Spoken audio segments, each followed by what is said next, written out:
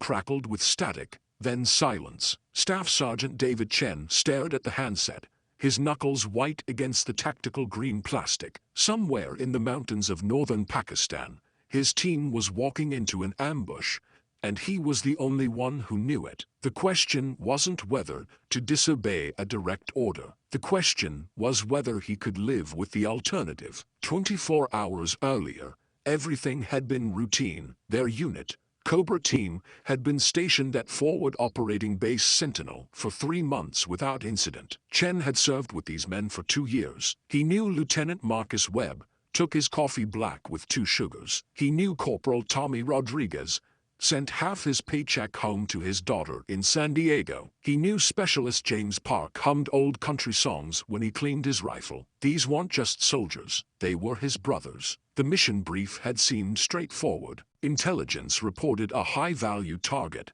hiding in a village called Zergan, nestled in a valley 30 kilometers from their position. The target was Rashid Mansour, a bomb maker responsible for 17 attacks that had killed 43 coalition soldiers. The order was simple: capture or kill. But Chen had noticed something during the briefing. The intelligence officer, a man named Captain Brennan, whom Chen had never seen before, had avoided eye contact when presenting the satellite images. His hands had trembled slightly when pointing to the infiltration route. Small details, the kind most people missed, the kind that had kept Chen alive through 4 deployments. After the briefing, Chen had approached his commanding officer, Colonel James Hartley. Hartley was old-school military, a man who'd earned his rank through competence and courage, not politics. Chen respected him completely. "Sir, something doesn't feel right about this mission." Hartley had looked up from his paperwork, his weathered face unreadable. "Explain." The intelligence officer, Captain Brennan. "I've never seen him before," and his body language during the brief suggested deception or extreme stress. "The infiltration route also seems too convenient. It's the obvious approach, which makes it the most dangerous." Hartley had studied him for a long moment. "Your concerns are noted, Sergeant, but the intelligence has been verified through multiple channels. The mission proceeds as planned." Chen had saluted and left, but the unease had remained, settling in his stomach like a stone. The team had departed at 0400 hours, moving through darkness toward their objective. Chen had been assigned to remain at base as tactical coordinator, monitoring their progress and maintaining communication with command. It was supposed to be the safe assignment, the boring one. He should have been with them. The first sign of trouble came 6 hours into the mission. The team had reached their first checkpoint and reported all clear, but Chen had noticed something on the satellite feed. Movement in the surrounding ridges, not civilians. The patterns were wrong,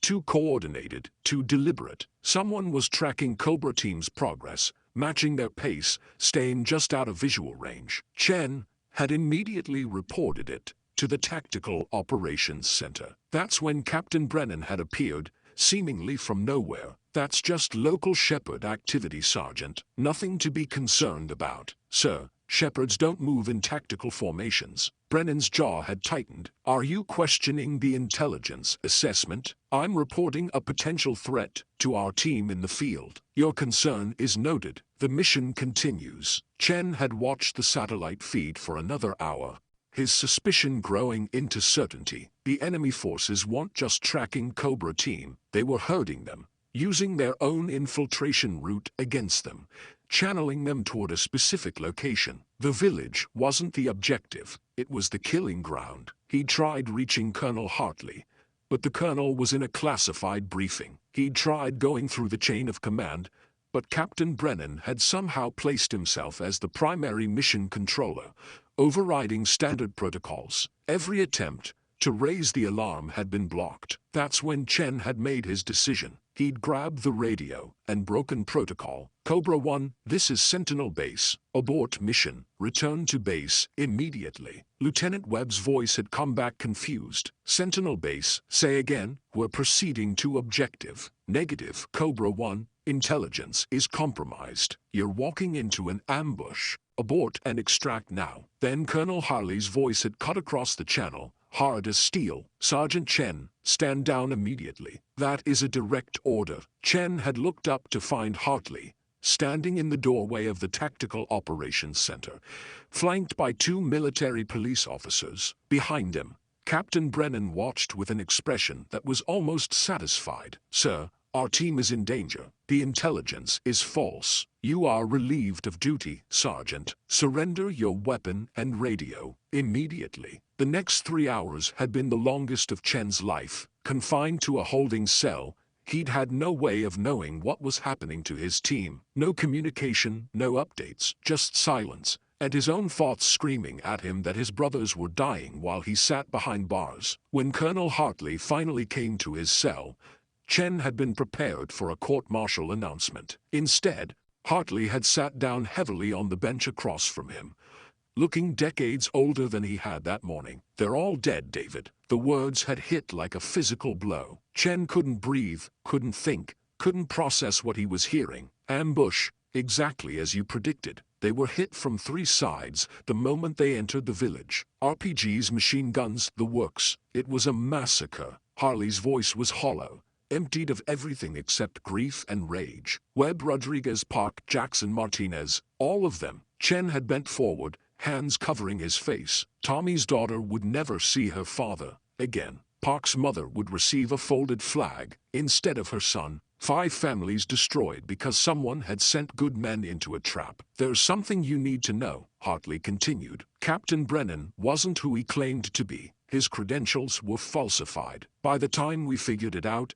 he disappeared from the base. Chen had looked up sharply. What? Brennan was a plant, likely working for Mansur's network. The whole mission was designed to eliminate a team that had been getting too close to their operations. Our intelligence systems were compromised from the inside. The magnitude of the betrayal had been staggering. Not just an intelligence failure, but an active enemy agent operating within their own command structure, manipulating orders, blocking warnings, sending American soldiers to their deaths. You disobeyed a direct order, Hartley said quietly. Under normal circumstances, that would end your career. But your instincts were right, and you tried everything to save them through proper channels before breaking protocol. I'm recommending you for a commendation, not a court-martial. I don't want a commendation, sir. I want my team back. So do I, Sergeant. So do I. That conversation had been 2 months ago. Chen had been reassigned to a different unit, but the guilt had never left him. He'd been right about the ambush, but he'd been too slow, too constrained by protocol, too afraid to act decisively until it was too late. 5 men had died because he'd hesitated. Now, standing in his new barracks at Fort Bragg, Chen stared at the photographs pinned to his wall. Webb, Rodriguez, Park, Jackson, Martinez, his brothers. He'd attended each funeral, standing in the back in his dress uniform, unable to meet the eyes of their families. What could he say? I knew they were going to die, and I couldn't save them. A knock at his door interrupted his thoughts. When he opened it, he found Colonel Hartley standing there, out of uniform, wearing civilian clothes. Walk with me, David. They walked across the base in silence until they reached an empty training field. Hartley finally spoke, his voice low. The investigation into Brennan and the intelligence breach went deeper than we initially thought. There's a network of compromised personnel, both military and intelligence community, working for various hostile actors. Brennan was just one node in a much larger operation. Sir, why are you telling me this? Hartley turned to face him directly. Because I'm putting together a team to hunt them down, not through official channels, because we don't know who else is compromised. This will be completely off the books, deniable, and extremely dangerous. I need people I can trust, absolutely. People who understand what's at stake. He paused. I need people like you. Chen felt something shift inside him. For 2 months, he'd been drowning in guilt and rage with nowhere to direct it. Now Hartley was offering him a purpose, a way to make the deaths of his brothers mean something. What about my current assignment? You'll be officially transferred to an administrative position at the Pentagon. Boring paperwork, low visibility, nobody will question it or care. In reality, You'll be working with me and a small team to identify and eliminate these traitors. And if we get caught, then we never had this conversation. And you'll spend the rest of your life in Leavenworth." Harley's expression was grim. "I won't lie to you, David. This could destroy both our careers and land us in prison. But 5 good men died because we trusted the wrong people. How many more will die if we do nothing?" Chen thought about Rodriguez's daughter, who would grow up without a father, about Park's mother, who'd lost her only son, about Webb's wife, who'd been pregnant with their first child when he deployed for the last time. "When do we start, sir?" Over the next 6 months, Chen became part of something that officially didn't exist. Hartley had assembled a team of 12 specialists, each one carefully vetted, each one motivated by similar experiences of betrayal and loss. They operated in the shadows, using intelligence gathered from sources that couldn't be revealed in any court of law, tracking down the network of compromised personnel that had cost so many lives. Their first target was a CIA analyst named Margaret Dawson, who'd been passing classified information to Iranian intelligence for 3 years. They intercepted her during a dead drop in Paris, recovering enough evidence to expose her entire network. She was arrested quietly, tried in a closed hearing, and sentenced to life in prison without the possibility of parole. The second target was Colonel Richard Price, who'd been accepting payments from Russian intelligence to influence deployment decisions and troop movements. Price's betrayals had resulted in 2 ambushed convoys in Afghanistan, killing 14 soldiers and wounding 32 more. They caught him meeting with his handler in Berlin. Price chose to eat his own pistol rather than face justice. Each operation brought them closer to the center of the network, to the people coordinating these betrayals at the highest levels. And each operation hardened Chen, burning away the hesitation that had cost his brothers their lives. When the moment came to act, he would not hesitate again. Their 9th mission brought them to a mansion in Northern Virginia, where they'd tracked the man they believed was running the entire compromise operation. His name was Martin Cross, a former deputy director of the Defense Intelligence Agency who'd retired 5 years earlier with full honors and a generous pension. Intelligence suggested Cross had been selling access to America's most sensitive military operations for over a decade, pocketing millions while good men and women died because of his treachery. But Cross was smart, protected by layers of cutouts and deniability. They needed evidence, and the only place to find it was in his private study. Chen led the infiltration personally, along with 2 other team members. They bypassed Cross's security with practiced efficiency, reaching his study without triggering any alarms. What they found there made Chen's blood run cold. Files, dozens of them,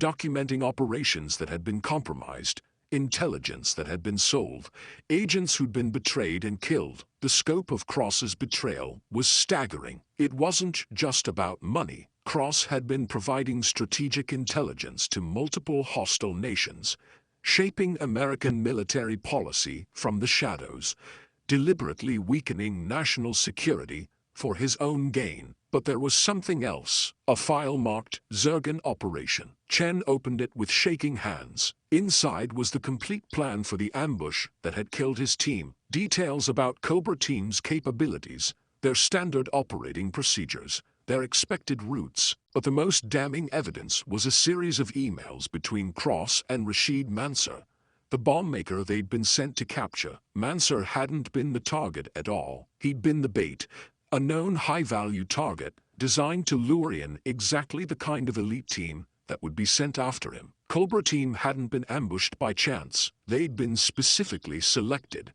and deliberately sacrificed. Chen photographed everything, his hands steady despite the rage burning through him. When they'd secured all the evidence, they withdrew as quietly as they'd come. Cross would wake up the next morning to find nothing disturbed. No sign of intrusion. He'd never know they'd been there until the evidence was presented at his trial. But Chen wasn't leaving. Not yet. He waited in the shadows of Cross's bedroom, watching the man sleep peacefully in his expensive bed, surrounded by luxury purchased with blood money. It would be so easy. A pillow over the face, A careful injection, a staged accident. No one would question it. No one would mourn him. Chen's hand moved to his knife. 5 seconds, and justice would be done. But something stopped him. Not fear, not morality, not orders. It was the memory of Lieutenant Webb's voice. Something he'd said during a mission briefing months before the ambush. We're not executioners, we're soldiers. The moment we forget the difference is the moment we become everything we're fighting against. Chen lowered his knife. Cross would face trial. The evidence would be presented. He would spend the rest of his life in prison. His reputation destroyed. His legacy one of betrayal and shame. That was justice. Anything else was just revenge. He slipped out of the mansion as silently as he'd entered. Martin Cross was arrested 3 days later. The trial was closed to the public due to classified information. But the evidence was overwhelming. He was convicted on 47 counts of espionage, conspiracy, and treason. During sentencing, the judge noted that Cross's actions had directly resulted in the deaths of at least 63 American service members and the compromise of hundreds of operations. Chen attended every day of the trial, sitting in the back row where Cross could see him. He wanted the traitor to know that someone had been watching, someone had been hunting him, someone had brought him down. On the final day, after Cross had been sentenced to life in prison at the Supermax facility in Florence, Colorado, Chen finally allowed himself to visit the graves of his fallen brothers. He placed a coin on each headstone, the traditional military gesture of respect. He told them about Cross's arrest, about the network they'd dismantled, about the lives they'd saved by exposing the compromise. He told them their deaths hadn't been in vain. "I'm sorry I couldn't save you,"